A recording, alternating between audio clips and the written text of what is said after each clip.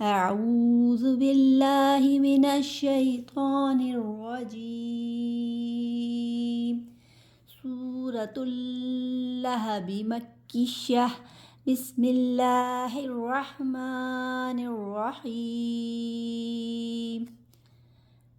تبت یدا ابی لہب وتب ما اغنى عنه ماله وما كسب سيصلى نارا ذات لهب وامرأته حمالة الحطب في جيدها حبل من مسد۔ آیت نمبر 1 میں جو رول اپلائی ہو رہے ہیں اس کو ہم لوگ کچھ سمجھ لیتے ہیں، کون کون سے رول یہاں پر آ رہے ہیں۔ تو سب سے پہلے تبت یدا ابی لہب وتب، یہاں پر با پہ مشدد ہے، با مشدد ہے، با پہ تشدید ہے، یہ ڈبلو سے جو نشان ہوتا ہے اس کو تشدید کا نشان کہتے ہیں، اور یہ سختی سے پڑھا جاتا ہے، جما کر پڑھا جاتا ہے۔ تو اس طرح پڑھیں گے تبت یدا ابی، ٹھیک ہے۔ پھر یہاں پر جو ہے یہ والی جو مد آ رہی ہے، یہ اس کو مد منفصل کہتے ہیں۔ حروف مدہ کے بعد اگر یہ والی حمزہ آ جائے، الف والی حمزہ آ جائے تو یہ مد منفصل کہلاتی ہے، اور اس کو 3 حرکات کی مقدار کے برابر طول دے کر پڑھتے ہیں، ٹھیک ہے۔ پھر آگے چلتے ہیں، یہاں پر جو ہے لہب و تب، یہاں پر نون 2 تنوین ہے، 2 زیر ہے، تنوین ہے، اور یہاں پر آگے واو آ رہا ہے، اس لیے یہاں پر ادغام ہو رہا ہے، ٹھیک ہے۔ یہاں پر جو اپلائی ہو رہا ہے قاعدہ ادغام کا، نون ساکن یا تنوین کے بعد حروف یرملون میں سے اگر کوئی حرف آ جائے گا تو یہاں پر ادغام ہوگا۔ ادغام کا مطلب ہوتا ہے ملانا، اور یہاں پر ہم لوگ یہاں پر واو سے با کو ملائیں گے اور ادغام مال غنہ ہوگا، ٹھیک ہے۔ تبت یدا ابی لہب وتب، با کو واو سے مال غنہ ہوا ہے، یہاں پر ادغام ہوا ہے، ٹھیک ہے۔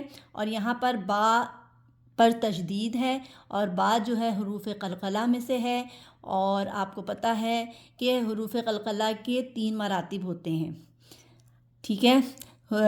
قلقلہ صغریٰ سب سے پہلا، دوسرا جو ہوتا ہے قلقلہ کبریٰ، اور تیسرا جو ہے وہ قلقلہ اکبر۔ تو یہاں پر جو قلقلہ ہو رہا ہے وہ کون سا قلقلہ ہو رہا ہے؟ قلقلہ اکبر ہو رہا ہے، اس لیے کہ قلقلہ اکبر کیا ہے؟ اگر یہاں پر وقف ہو رہا ہے اور اس پر تشدید ہو، قلقلہ والے حرف پر تشدید ہو اور یہاں پر وقف ہو رہا ہے، تو یہاں پر جو قلقلہ ہوگا وہ قلقلہ اکبر ہوگا، یعنی اسٹرانگسٹ قلقلہ، ٹھیک ہے۔ میں آپ کو بتاتی ہوں قلقلہ والے حروف کون سے ہوتے ہیں۔ قلقلہ کے حروف ہوتے ہیں قاف، قاف، با، جیم، دال، یہاں پر با ہے اور یہاں پر قلقلہ اکبر ہو رہا ہے، ٹھیک ہو گیا۔ آگے چلتے ہیں، ما اغنى عنه ماله وما كسب، یہاں پہ بھی حرف مد منفصل آ رہی ہے یہاں پر بھی، کیونکہ یہاں پر جو ہے الف والا جو حمزہ ہے الف والا ہے، اس لیے اس کو بھی 3 حرکات کے برابر کھینچ کے پڑھیں گے، ٹھیک ہے۔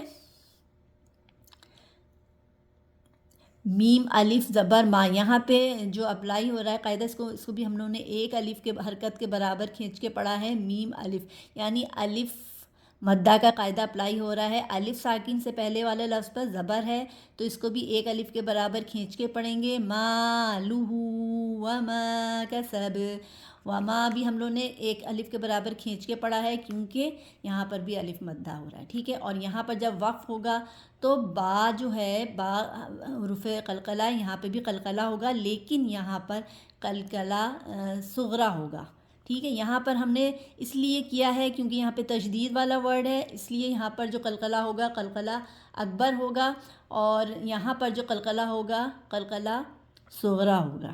ٹھیک ہے.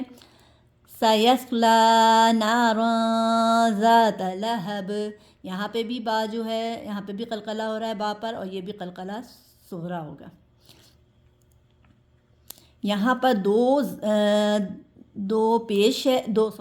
زبر ہے، اور اس کے بعد جو ہے یہاں پر حروف زال ہے. حروف زال حروف اخفا میں سے ہے. اخفا کا مطلب ہوتا ہے چھپانا. ٹھیک ہے، یہاں پر اخفا کا قاعدہ اپلائی ہو رہا ہے. اخفا کا مطلب ہوتا ہے چھپانا، یعنی چھپا ہوا. یہاں پر غنہ کریں گے، ناراً ذات لہب، یعنی آواز نون کی آواز کو 2 سیکنڈ کے لیے ناک میں چھپائیں گے. ٹھیک ہے. پھر ہے وَامْرَأَتُهُ حَمَّالَةَ الْحَطَبِ، یہاں پہ بھی قلقلہ ہو رہا ہے. فی جیدہا حبل من مسد، فا یا زیر فی، اس کو بھی کھینچیں گے کیونکہ یہ یہاں پہ یا مدہ اپلائی ہو رہا ہے. یا مدہ کا قاعدہ، یا مدہ کیا ہے؟ یا ساکن سے پہلے اگر زیر ہوگی تو یا مدہ کہلائے گا. واو ساکن سے پہلے پیش ہوگا تو وہ واو مدہ ہوگا. اور یہاں جو ہم لوگوں نے پڑھا تھا الف ساکن سے پہلے، اگر یہ الف ساکن سے پہلے زبر ہوگا تو یہ الف مدہ کا قاعدہ اپلائی ہوگا. فی جیدہا حبل من مسد، یہاں پر جو ہے 2 پیش ہے، اس کے بعد میم مشدد ہے، اور یہ جو ہے یہاں پر کون سا قاعدہ اپلائی ہو رہا ہے؟ یہاں پر ادغام ہو رہا ہے. ٹھیک ہے. یرملون میں سے ہے یہ میم، اور یہاں پہ ادغام ہوگا، اور ادغام مال غنہ ہوگا. حبل من مسد، اور یہاں پر بھی ادغام ہو رہا ہے، میم مشدد ہے. تو اس کو ملاتے ہوئے پڑھیں گے اور غنہ کرتے ہوئے پڑھیں گے. ٹھیک ہے.